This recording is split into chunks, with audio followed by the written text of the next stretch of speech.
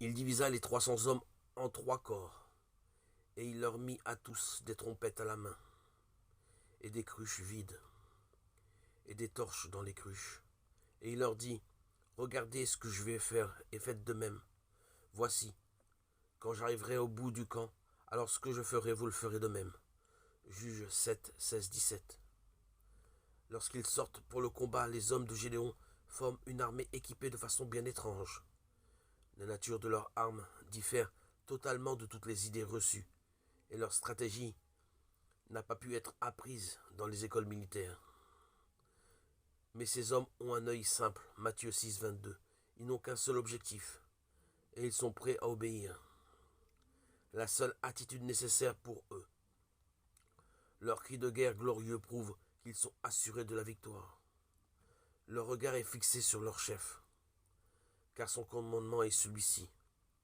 Regardez-moi. S'ils avaient regardé l'ennemi, ils auraient probablement été découragés par le nombre de ces soldats. Mais regarder l'ennemi n'était pas leur affaire, car le capitaine que Dieu leur avait donné réclamait leur attention et ordonnait leur obéissance.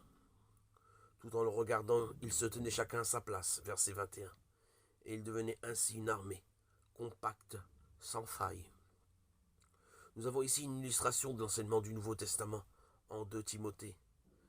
Dans cette épître, que l'on a pu qualifier de sombre, l'apôtre Paul expose clairement le terrible abandon de la vérité par l'Église responsable, les choses de la terre ayant pris la première place.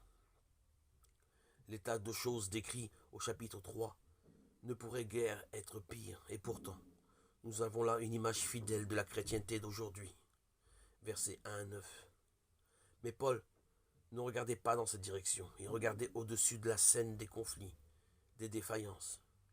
Il fixait son regard sur un Christ ressuscité, assis à la droite de Dieu. Et il en résultait pour lui un triomphe continuel.